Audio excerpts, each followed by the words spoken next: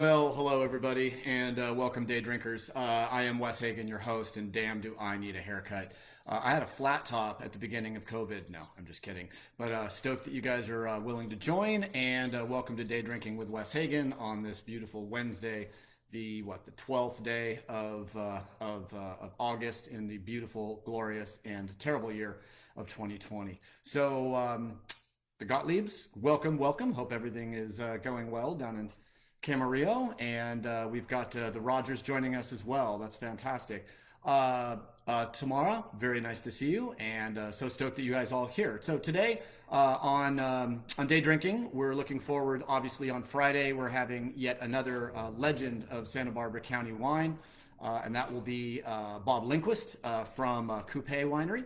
And so we're really looking forward to having Bob here. I just put together all of the questions for Bob, including the speed round, and I always have the most fun with the speed round. Dawn, what's up? Happy Day Drinking Wednesday to you as well. And I'm going to do everything I can to keep my blood sugar at a reasonable level. If you weren't here on Monday, I think we had a first in the world of internet wine programs that my bunk pancreas actually doxed itself halfway through the show. My pancreas decided, well, it had decided a few years ago to stop working, but it had decided my interstitial fluid started going extremely low. I was dehydrated. I started going basically into a diabetic low, which is called hypoglycemia. Hyperglycemia, excuse me. Hypo would be high, hyper would be hypoglycemia. Hypo is low, hyper is high. Okay. Anyways, I started getting really low blood sugar, and my wife had to run in and make me eat sugar and test my blood on camera. So if you saw that, that was fun, wasn't it? So I'm doing everything I can. I've been very careful to moderate my blood sugar. Interestingly enough, it told me my little monitor that's attached to my tummy, it told my phone that I was at 40, and 40 is extremely low. And I tested my blood, and it turned out to be like 130. So I'm still not sure. My wife is pretty convinced that I had just hadn't drank enough water. So, believe it or not, I've got a very large bottle of water tonight, and a delicious beer that I just tried today called Cali Squeeze, which is from Slow Brew in San Luis Obispo. And it is a Hefeweizen with blood orange flavor. I'm not normally a fan of fruit flavored beers or whatever, but if it's bone dry, it's got a little grapefruit or citrus, I tend to like it, and I like the idea of blood orange with a Hefe. It is actually extremely delicious. It's a wonderfully refreshing beer that I'm very happy to be drinking right now. So happy day drinking, everybody. We made it through another day. Before we know it, all these days are going to pile up on each other. I keep asking myself and telling myself, is there going to be something at the end of COVID, at the end of us being a little bit sequestered and a little bit more separated, that I'm going to wish I would have done during this period? And that's another question I'm going to posit to you today. Is there anything that any of this time that we could be doing something that we're going to be feeling like it was wasted after? Like, am I going to be angry that I didn't write, the next big book on wine? Well, I did. I just put it in chapters and talked it and put it on the internet. Or whether or not, I'll exercise enough. Will I be in great shape at the end of COVID? Will I make sure that my day drinking doesn't lead to hospitalization or a fatty liver? Trying to be as sort of careful with this as everybody is. But again, I think that's a great question to ask. As we have a little more time to ourselves, we may even have a little more time for our families. So how are we using it, and how can we continue to use it more efficiently? And I would say, from my personal perspective, I have never been so connected to my home, to the place that I live. I mean, obviously at Clopepi for 20 years, I was connected to the soil there. I did travel for work and for events and stuff, but since I was started with Jay Wilkes in 2015, we were talking 250 days a year on the road, 30 states, a couple hundred markets. So my goodness, do I feel relaxed. I have definitely got more in touch with my diet, more in touch, as far as exercise and staying healthy, and how lovely it is to sleep in my bed for the last, almost probably 100, 120, 130 nights in a row. So that's just a little aside, and I'm hoping all of you guys are enjoying yourself out there and taking care. It looks like Josh Niedermeyer down in San Diego is drinking a 2017 Bien Nacido Chardonnay. You are lucky, sir. That is a heck of a wine. We were actually going to sell some of that to the Broadway Wine Club, and they were going to put it in their next shipment, but then it all sold like in one day. I remember at Clopepi I'd have 30 cases, and it would take me weeks to sell 30 cases. And at the Miller Family Wine Club, you got to grab what you're going to grab because there might be 200, 300, 400, 2,000 cases. I remember we had the 2017 J. Wilkes Chardonnay, which was one of my favorite Chardonnays ever. Got one of the top 100 in the Wine Spectator for the best values in California. And best values in California Chardonnay. No, best values in California. And telling people, oh, don't worry, we have 2,000 cases. It'll be around. The next day, it was all purchased by the Pennsylvania Liquor Control Board, who buy all of the alcohol for the state of Pennsylvania, state controlled. So, not a huge fan of state controlled areas. They've been improving, I think, their customer service, but when one guy in one sort of bureau has the control of what everyone's going to drink in an entire state, people are going to drive over to New York and New Jersey and Ohio, whatever state is necessary to get whatever they really want. So I'm a big believer that the free market should probably allow people to drink whatever they want to in American booze. And what a bummer that we can't order California wine in all 50 states, that I can't order New York wine or Kansas wine, that there's 50 different laws in 50 different states as a result of the 18th and the 20th Amendment. I'm a big fan of the 19th Amendment. That gave women the right to vote. But the 18th Amendment made alcohol illegal, and the 20th Amendment basically made alcohol legal again, but gave control of the alcohol to all 50 states who made 50 different laws. So, if you are in wine compliance, you will never be out of a job, because it's the least favorite job probably of anyone in the wine industry, because you're dealing with bureaucrats, you're dealing with paperwork, you're dealing with label approval, certificates of label approval, which we call COLAs. There are so many moving parts in the wine industry. Just be glad that you get to drink delicious red wine from Santa Barbara County. So tonight, and great to see Beth and Michelle and Phil come in. You guys, I really, really appreciate you being here. Very, very commonly, if not almost every night. It makes my job nice, and it makes me see things on the screen as I talk to myself, which makes me feel that people are listening. So thank you very much. A couple things that I mentioned Friday at 5 o'clock, Bob Lindquist. We're going to be talking about the history of Coupe family, Lindquist family, as well as Verdad, which is another label made by his wife, Louisa, as well as I'm sure he has some influence on those wines as well. And he's a huge Dodger fan, so I'm gonna heckle him with a couple of San Francisco Giants questions. Nothing really heckling. We're going to talk a little bit about the history of Coupe, the history of the Rhone Rangers, history of Syrah, Marsanne, Roussanne in Santa Barbara County and in California. It's going to be one of the best conversations we've had on the show. And if you've watched the last few of these interviews, whether it was with Jim Clendenin or Karen McNeil, Ken Brown, I mean, we've just had some amazing people. Looks like, and then and if you didn't hear, in a couple weeks, we're going to have Tom Wark from the Fermentation Blog. And he is hilarious, wonderful friend of mine. Really looking forward to him. And I'm trying to get Rick Longoria in as well. So that's kind of what's going on with the show. Friday, 5 o'clock, Bob Lindquist. So definitely stop in. Tonight, we are going to roll into just one show. It's going to be about 25 to 30 minutes. And we're going to be talking about red wine in Santa Barbara County. So I kind of hyped this as a masterclass in the red wines of Santa Barbara County. So I just went through and read everything that Karen McNeil has to say about Santa Barbara County to give me a little bit of an outsider perspective, read everything in a couple other books, went through Aged in Oak, and then went through basically the 7 AVAs that either exist or will exist in Santa Barbara County this year, and put in a couple of my favorites. And then we're going to have a speed round where you guys are going to give me a varietal, and I will tell you what AVA and what producer I think makes maybe the best wine in Santa Barbara County. If I honestly think that the Miller family makes an incredibly good wine, like if you said, for instance, Syrah, I would say Bien Nacido Block X Syrah, either made by Jeff Wilkes when he was making X Block at J Wilkes, or maybe from Biennacido Estate, which or X Block from Coupe.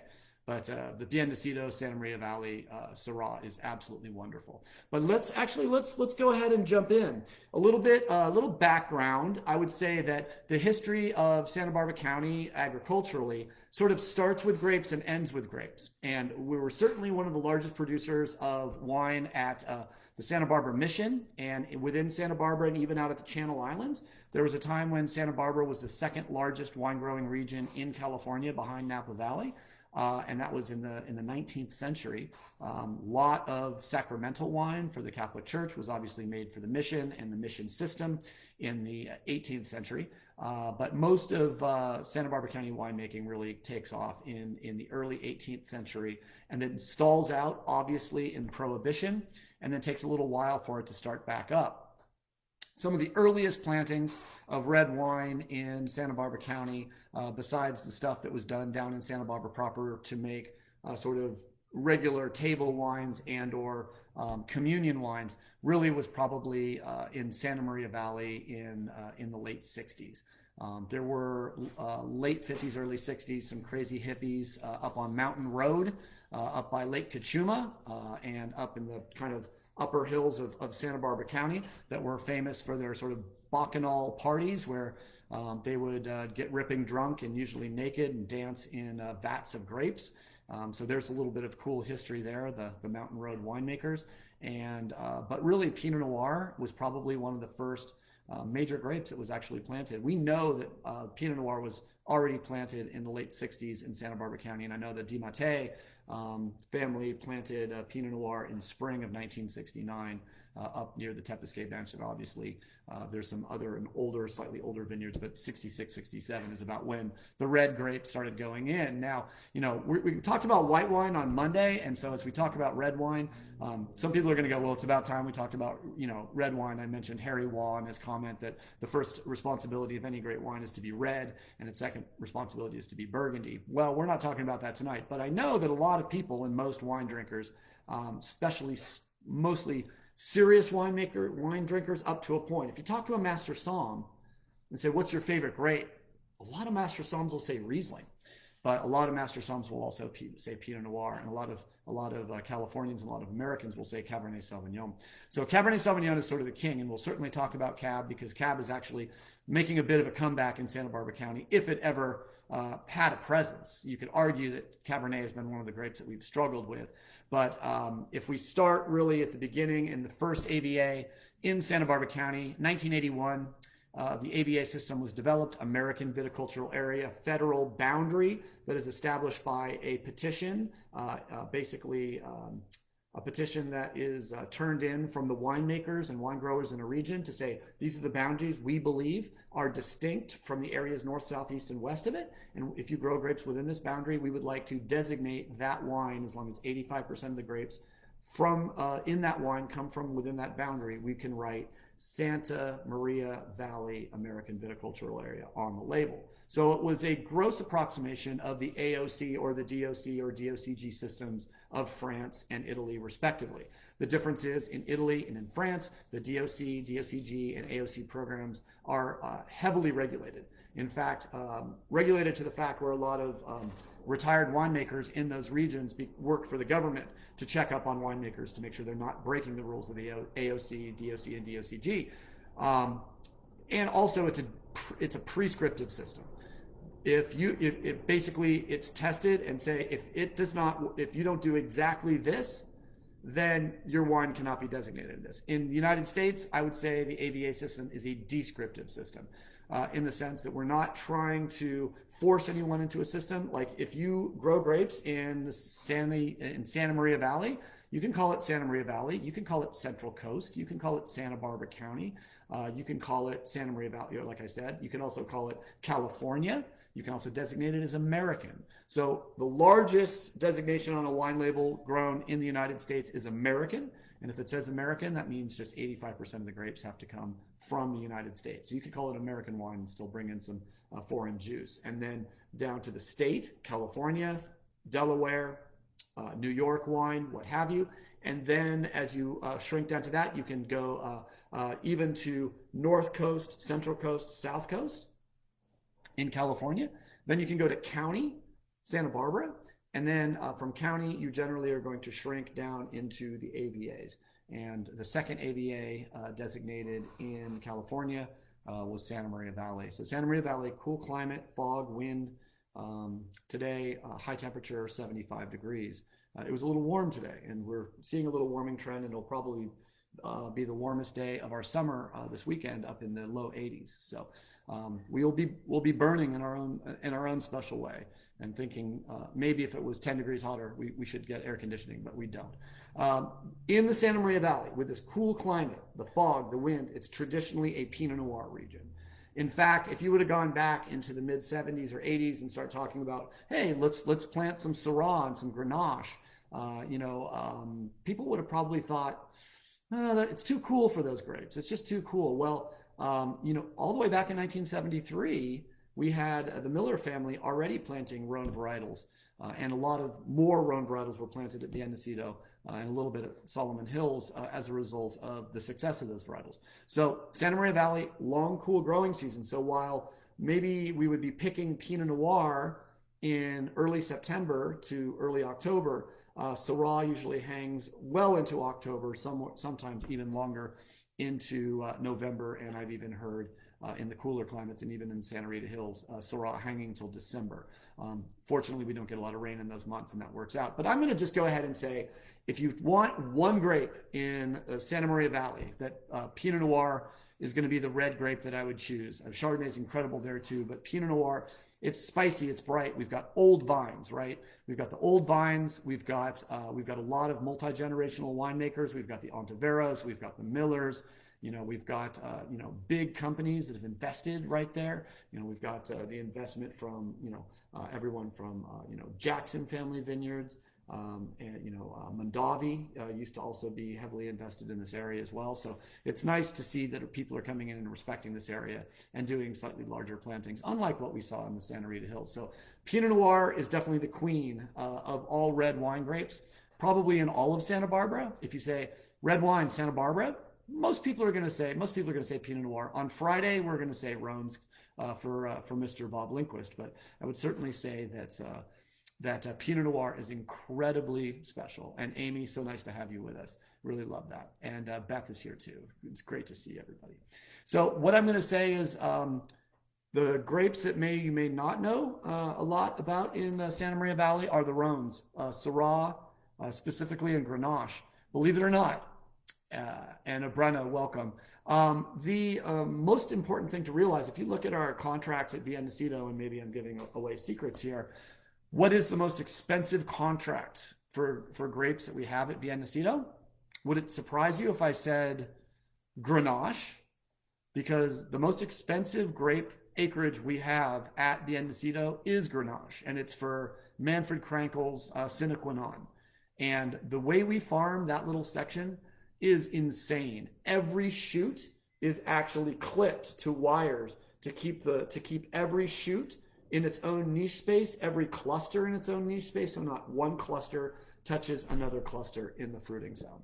Amazing. And that Grenache is fantastic. We do, once in a while, an estate Grenache under the Biennacido estate program. And Trey Fletcher made, I think, the last one. I don't know how much those programs, how much wine they make, but that was one of the most confectionery, dark. It was incredible. Remind me a lot of maybe a kind of middle Rhone wine from a really, really good vintage. Cool climate, great acidity, great color, great flavor. So Santa Maria Valley, let's just go with Pinot Noir as the number one red grape with some amazing Syrah coming out of some of the best vineyards there. And then if Joey Tensley, when I'll probably have him as my guest, he would talk about Colson Canyon. And Colson Canyon is in the Tepisque Bench. You go past Biennacido, past, all the Cambria, past Byron, around the back, and then down into that valley is where you would find Colson Canyon. It's a little warmer back there. It doesn't have quite as much of the marine and fog influence. So it gets a little warmer and tends to get those Rhones. It's like a perfect little Goldilocks Rhone zone. Really beautiful place to grow those Rhone varietal wines. Whew, okay, so that's just Santa Maria Valley. So I think it would make a lot of sense to stay on the cool side and go south of Santa Maria Valley. And if you go south of Santa Maria Valley and a little bit west, you end up about the same distance from the ocean, but in a set of east-west sort of tortuous valleys that really rip cold air off the Pacific Ocean from the west through Lompoc, through the Santa Rita Hills, all the way into, at what point the marine influence and the fog sort of has a check, right, sort of at the top of the hill before you go into the Buellton Flats, significantly before you get to Pence, and right as you're going up and see Sebastiano Vineyard on your left if you're going towards Buellton, or on the right if you're going towards Lompoc.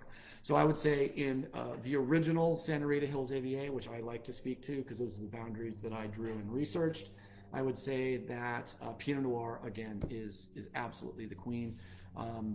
Pinot Noir really rules the Santa Rita Hills for a few reasons. The sandy soil, lack of vigor, the intensity of the wind, which keeps the fruit a little bit cooler and knocks the leaves around a little bit and shuts them down many afternoons. So the ripening curve is flattened. We don't get quite as much sugar accumulation. We don't get as much acid respiration. So the sugar climbs very, very uniformly, and the acid drops very slowly. So you can end up with crazy, crazy numbers in the fermenter, like I saw with AP Vin in 2010, 27.1 bricks in the fermenter, 2 days cold soak, and 3.18 pH and 8.5 grams of acid, which is impossible. That is literally impossible. I do not know how it happened. He tested it twice because he was wondering. So certainly the acid maintains very high levels as the sugars go up, but that's in a perfect year where we have a long hang time. If you have a year where right around now we got 100 degrees, that would be the worst thing we could do because we haven't developed flavor yet. We're getting there. I mean, the fruit is starting to color up beautifully, and I'm seeing a lot of beautiful black clusters in a lot of these vineyards as I'm walking through them, and we're just about finishing veraison when the grapes are turning from hard and green to soft and purple. And really, it's mid-veraison to harvest that you want those nice sort of consistent ripening days. In a perfect world, it would be 72 every day. That would give us everything we need to do to get that Pinot Noir ripe, and we would keep perfect balance between the sugar and the acid, and that's how a great vintage happens. No long, gnarly heat spikes in August. And I can say with a straight face, we have yet to go over 77 degrees here in my house in Orchid, Santa Maria, all year, for July and August. We did have some days in the 80s, I believe in May and June, where we had a couple warm days, which is great for the vineyard because that gets going stuff going. Okay, so Santa Rita Hills, I'm going to go ahead and say a lot of the same side grapes. Pinot Noir rules. We get a little bit more depth, a little more color, a little more density, a little more extract in Santa Rita Hills than Santa Maria Valley. I would say Santa Maria Valleys tend to be more cherry and juicy and maybe a little minty, and Santa Rita Hills tend to have a little more of the aroma of hibiscus tea, or what you would get in a Mexican joint called Jamaica, which is just a delicious hibiscus flavored drink. Has that kind of Jamaica or hibiscus aroma, candied orange peel, denser, darker purple fruits and blue fruits, a little more red fruit in Santa Maria Valley. So if you like a little more density, a little more chewiness, a little more Grand Cru oomph in your Pinot Noir, Santa Rita Hills will probably get you what you want. Santa Maria Valley, they both age quite well. I would say that Santa Maria Valley I like between 3 years and about 8 years from vintage date. Santa Rita Hills I like from about 7 to about 15 years from vintage date.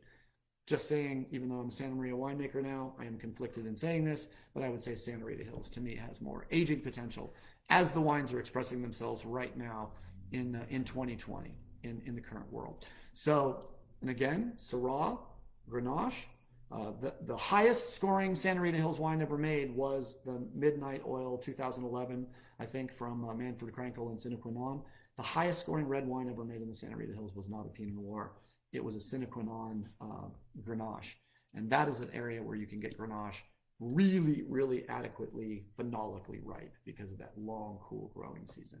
So the Grenache and the Syrah, those cool climate Syrahs with all those purple flower aromas and good density and a nice match of, good coastal acidity, but also with those beautiful kind of chunky tannins. That makes for a really, really good wine. I have to mention one other wine in the Santa Rita Hills, and that happens to be Dornfelder. And it's only planted one place that I know of, and that is the old Huber Vineyard. And I know that Norm and Troutl have actually left the Santa Rita Hills, I think, to go back to Long Beach, where we're all from. Everybody in Santa Barbara County is from Long Beach. I'm from Long Beach. They're from Long Beach. Babcock's from Long Beach. Stoltmans are from Long Beach. Hubers were from Long Beach. I think everyone's from Long Beach, but Snoop Dogg, Cameron Diaz, we all went to high school together. 1987, Poly High. I actually went to La Cañada High School, but if I would have stayed in Long Beach, I would have been in the same class and same school as Cameron Diaz and Snoop Dogg. Just a little aside.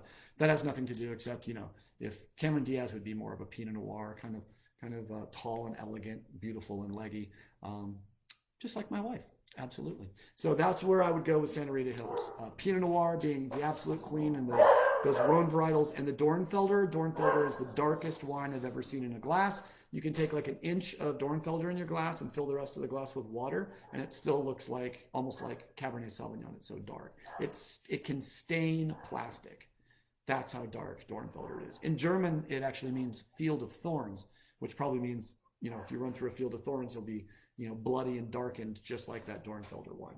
Okay, so let's move right along. I'm gonna put two AVAs in as one right now, because one of the AVAs is not even approved finally, but it will be in the next few weeks, and that's Alisos Canyon. Alisos Canyon is where the old Thompson vineyard is in Martian. Thompson is now Dovecote, and Martian is now sort of being, it's going through some changes, and I know Joey Tensley's down there doing some really good work down there. So as soon as I get full disclosure about what's going on at Martian, I'll let you know. But Alisos Canyon is sort of just south, south of the main production areas in Los Alamos. Why isn't Los Alamos an AVA? No one's paid to do it. They just don't think that the term Los Alamos on a wine label is probably worth more than designated as Santa Barbara County. And the further you get away from Santa Barbara, the more you realize that the term Santa Barbara County is incredibly important on a bottle of wine. And that's where you go. So I'm going to put Alisos Canyon and Ballard Canyon together. Why? Well, both of them are exactly 26 miles down a major sort of a creek or riverbed that allows cool air to come down that riverbed from the Pacific Ocean into these regions to cool them significantly at night. That happens down the San Antonio Creek in Alisos Canyon, and it also would happen down the San Ynez River in Ballard Canyon, the Ballard Canyon AVA. So I'm just going to say Ballard Canyon to me, Ballard Canyon as well as Alisos Canyon are drop dead gorgeous Rhone zones. These are the Goldilocks Rhone zones. 26 miles down any riverbed in Santa Barbara County, you end up in a place where that grows incredible Syrah. You actually end up at Bienesito, 26 miles down Santa Maria, the Santa Maria River, and then 26 miles down the other rivers, you end up really in Alisos Canyon and Ballard Canyon, two places where Syrah really reigns supreme. Although both areas grow very good Cabernet Franc, very good Merlot, definitely Cab on the edge, but certainly Honada is in the Ballard Canyon AVA, and they're doing extremely well with their big, dark, dense, rich reds that they're growing on that sandy soil that their French consultant told them that it should be growing broccoli or asparagus. I can't remember, but yeah, they're doing a really good job in Ballard Canyon, growing amazing red grapes. I would definitely say, though, to me, Ballard Canyon started the process of becoming an American viticultural area. In Ballard Canyon started when a bunch of sommeliers in the Sommelier Journal came out and tasted all their wines with Michael Larner and probably the Stoltmans, and these somms asked Michael Larner, why isn't this an AVA? And he called me, and we got it rolling. So it was an AVA really driven by sommeliers' love of Syrah. So I'll have to say Ballard Canyon and Alisos Canyon. I'll have to say Syrah is the driving factor. Delicious Grenache, delicious Mourvèdre. Cab Franc, never counted out in Santa Barbara County. Anytime that you feel like drinking Cabernet Sauvignon from Santa Barbara County, I think what you really want to be drinking is Cabernet Franc. It's spicier. I think it's more sort of spot on. It's a little bit more balanced. I've had drop dead gorgeous Cab Francs from Santa Barbara County, but not all that many 100% Cabernets that really drove my imagination. But we'll get to an area that does grow excellent Cabernet Sauvignon as we go forward. There's also some really nice Italian reds being grown at Stoltman. Some Sangiovese, I believe there's some Nebbiolo up there. Some of it being grown in very, very unique sort of viticultural situations, single lead. Some very interesting trellising situations that have been borrowed from regions of Europe that we don't see very often here in California. So Dolcetto, Barbera, Sangiovese, I think, find a beautiful home in these sort of marginal regions. So we kind of have Santa Rita Hills, and I would say Santa Maria Valley are cold coastal region 1. And then as you move out, I think you start moving into sort of the peripheral regions, regions 2 and region 3, which I would include sort of Buellton Flats all the way out to the edge of Ballard Canyon. And as you fall down Ballard Canyon into Los Olivos, you enter the Los Olivos district. I'm going to go ahead and just say for the Los Olivos district, my favorite red grape is Cabernet Franc. I would say, and some of the red Bordeaux blend, made by Fred Brander. It's delicious. There's also some great vineyards that are used by Palmina to make, again, Barbera, Sangiovese, Nebbiolo, Italian red blends that are coming out of some vineyards in the Los Olivos district that are making excellent wines. But I would say Cabernet Franc, obviously, you look at Buttonwood and some of the other places around the Los Olivos district, Syrah, Grenache, a lot of these grapes you're going to see, but I'm going to just go ahead and go out on a limb and say Cab Franc will be my favorite in that region as we move towards Happy Canyon, which will be the hottest region that we'll talk about.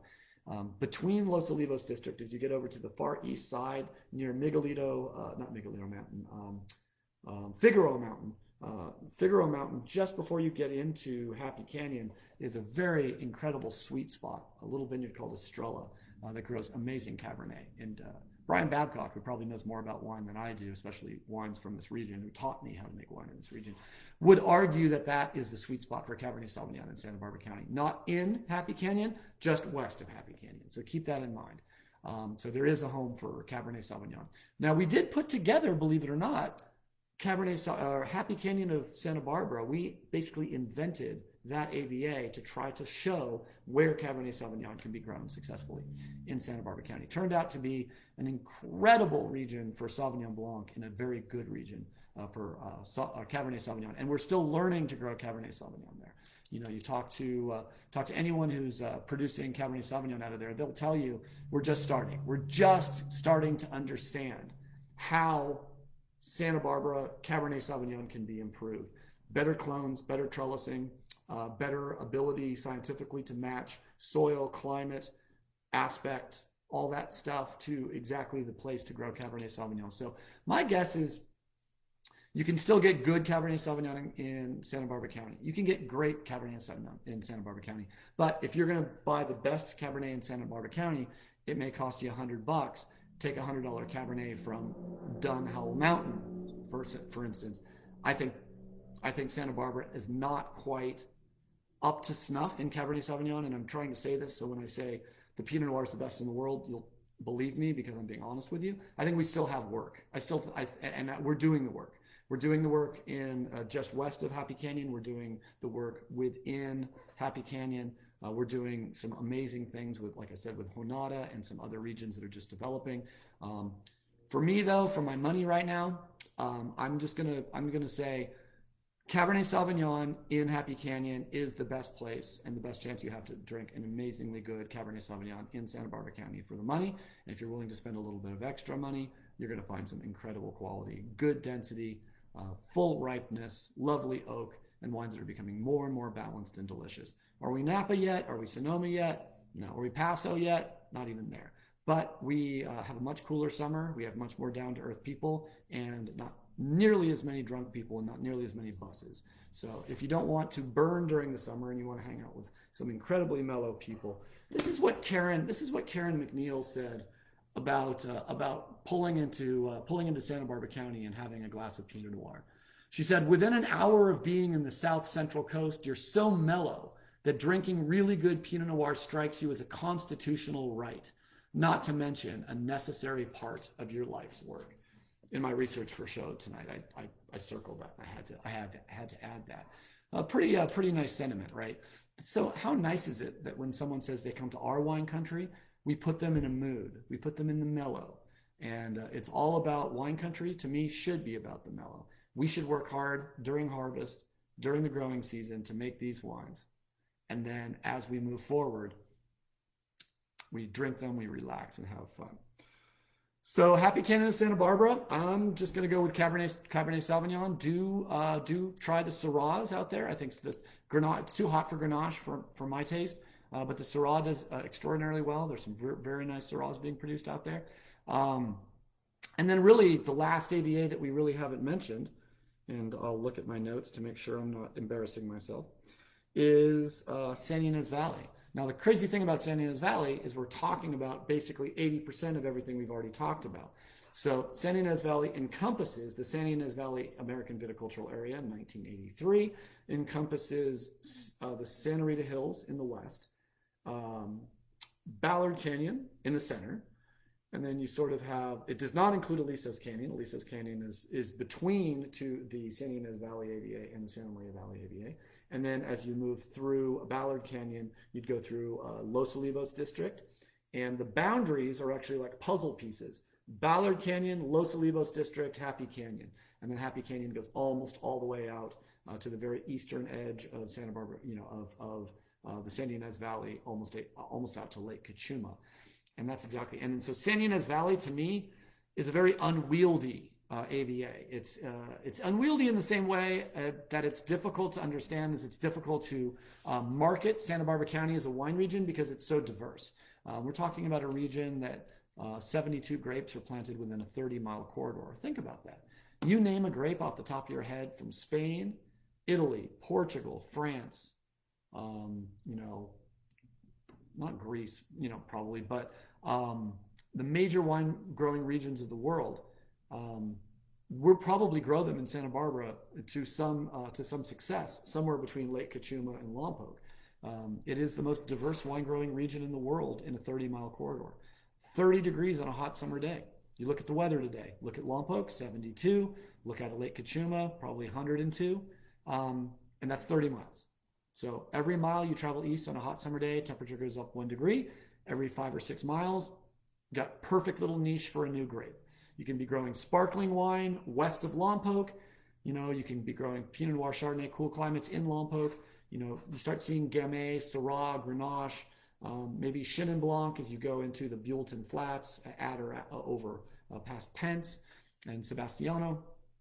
And then some Italian varietals, in an area that might just be in the Santa Ynez Valley, but not in Santa Rita Hills, over like maybe Mosby. And in that area, a lot of Calatal Italian varieties.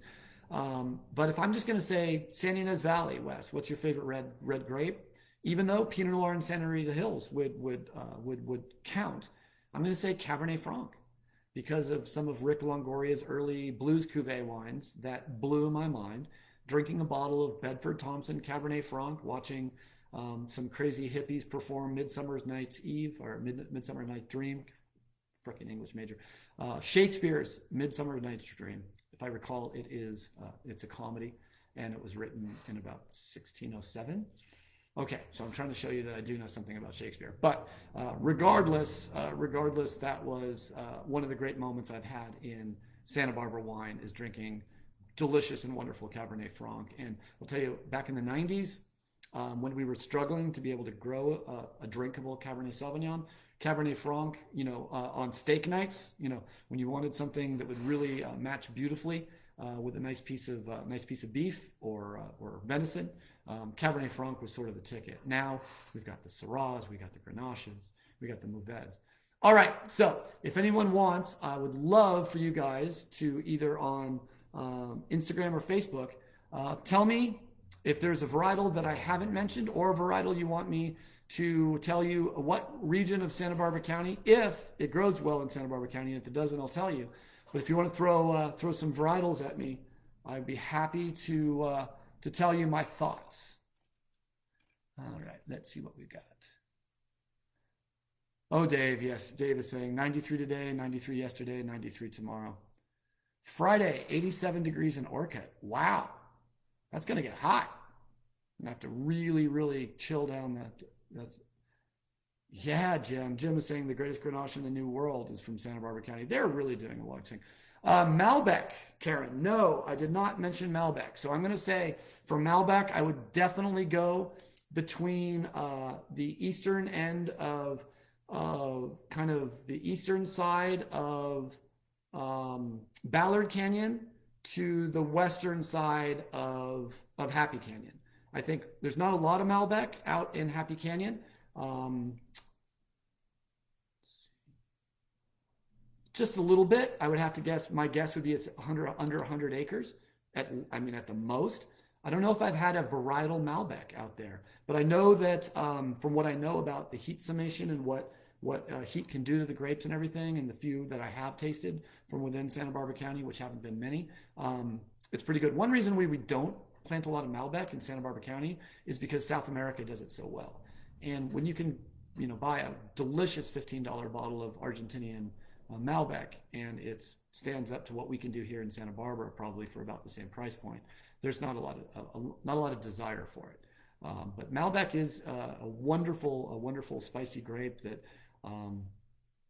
beautiful color, beautiful flavor, great persistence of sort of that cassis and dark red and kind of black and purple fruits.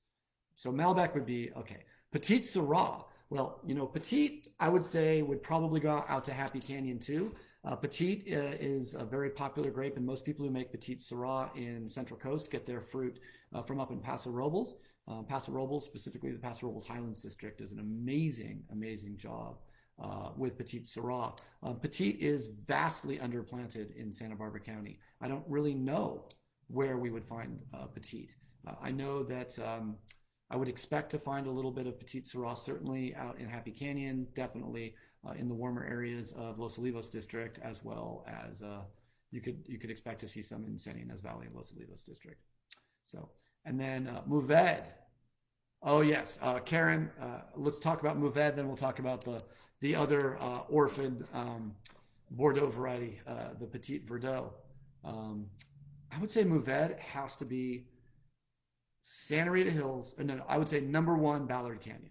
Ballard Canyon makes amazing Mourvèdre, and the Mourvèdre that I got from up at the up at the top of the vineyards up in Ballard Canyon was very, very good, and I had a very good time making a nice rosé out of that Mourvèdre.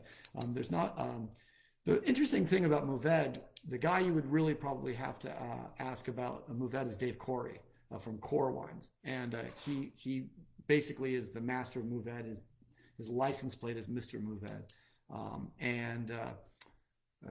The thing about making Mourvèdre, if you want to know about like all the Mourvèdre, and I've had some wonderful tastings of the varietal with Dave to really understand what it can do. I did one up in San Francisco, which was mind-blowing.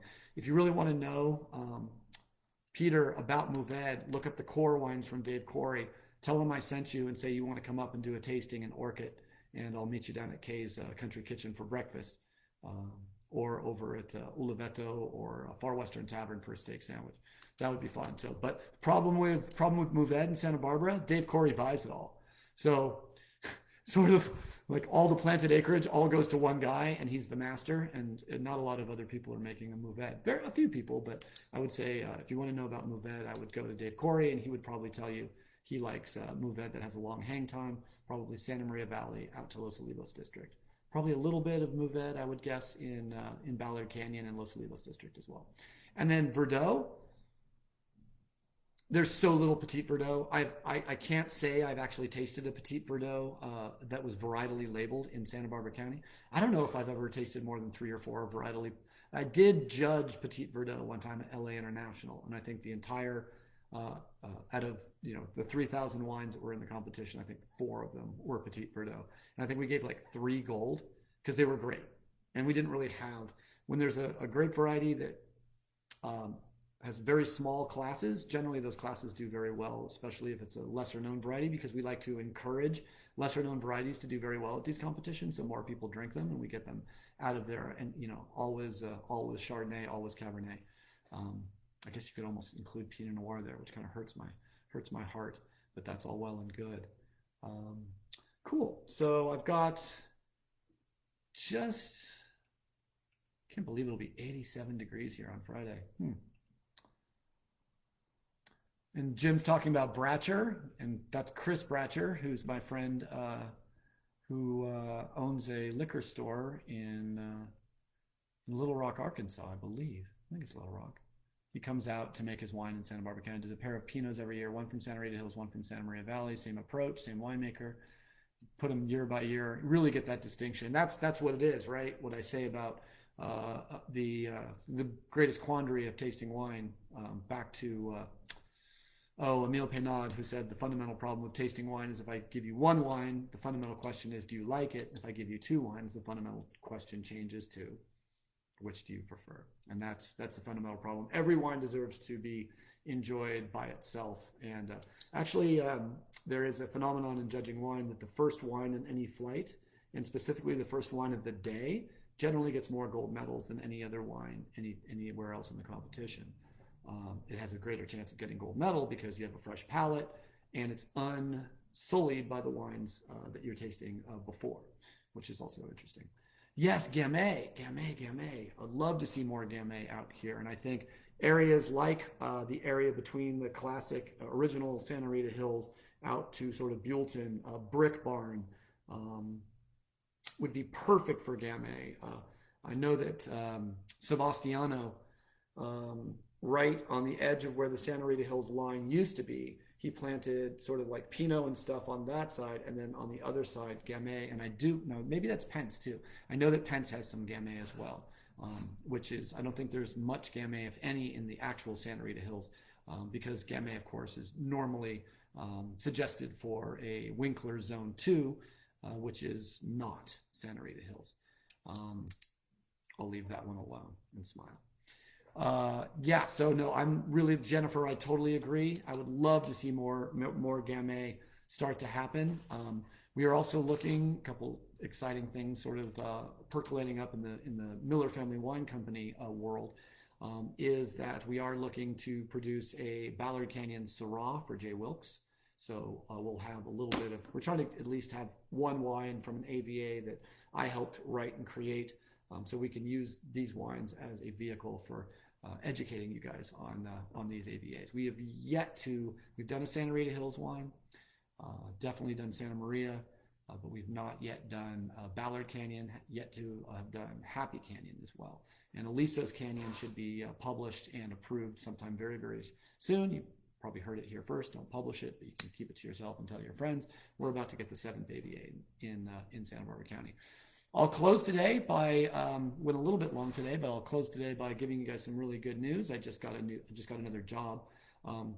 Learning that the Aliso's Canyon AVA was going to be published, I contacted Meredith May at the Sommelier Journal and Tasting Panel magazines and pitched her an article saying I'd like to write a little one-pager on Aliso's Canyon so your readers can learn about this wonderful new AVA in Santa Barbara County. She said it's funny because I was just thinking I could use another columnist. If you wanted, you could have a column in every Somm journal about the Central Coast. So I pitched her a Central Coast article. Basically, my beat is going to be Malibu to Santa Cruz. So I am now the official columnist for the Central Coast at the Sommelier Journal. So another job, just what I needed. Yay, go less disc golf. But more drinking. And oh, you know what this means? I can actually suggest people send me wine for evaluation. I've always wanted to be that guy. I always wanted to be the guy that wine just arrives. Wine just arrives. So I'll be putting it out there and hopefully driving some really, really good articles to those. Also, just so you guys know, remember Friday we got Bob Lindquist. Really looking forward to that. That's going to be loads of fun. And let's see what else. Oh, I did put up 9 beginner videos for learning about wine, the 9 questions that most people would ask if they had just gotten into wine and wanted to learn more. The answers to those 9 questions should be in video form, 2 or 3 minutes each, up on J. Wilkes Wine Santa Barbara, somewhere in the video section, and we're about to get them up on the Facebook page, or not Facebook. They are on Facebook at J. Wilkes Wine Santa Barbara. We're also going to get them up on YouTube, and those YouTube channels are Miller Family Wine Company and J. Wilkes Wines. So hope you enjoyed our class tonight on on all those wonderful red varieties in Santa Barbara County. Red wine's very exciting. Looking forward to Bob Lindquist on Friday. If you have any other questions you want me to ask Bob, put them in the comments below. I'll make sure to check those out. And I appreciate all of you watching. Really do appreciate it. And tell your friends and bring them in, have a party, and let's have a drink and talk to Bob Lindquist on Friday at 5 o'clock. All right, guys, have a wonderful night, and I hope you guys learned something about wine. Take care of yourself. Take care of someone in your neighborhood. Take care of people in your family. Smile for strangers. Do something nice for people. We're all going through our own struggles right now, and the world could use a little more science, a little more kindness, and a little more understanding. So let's do whatever we can, and let's get it on. Thanks again. Have a great night, and if you can't be with the wine you love the wine you're with. Haven't said that in a while. Good night, guys. Take care. Keep day drinking.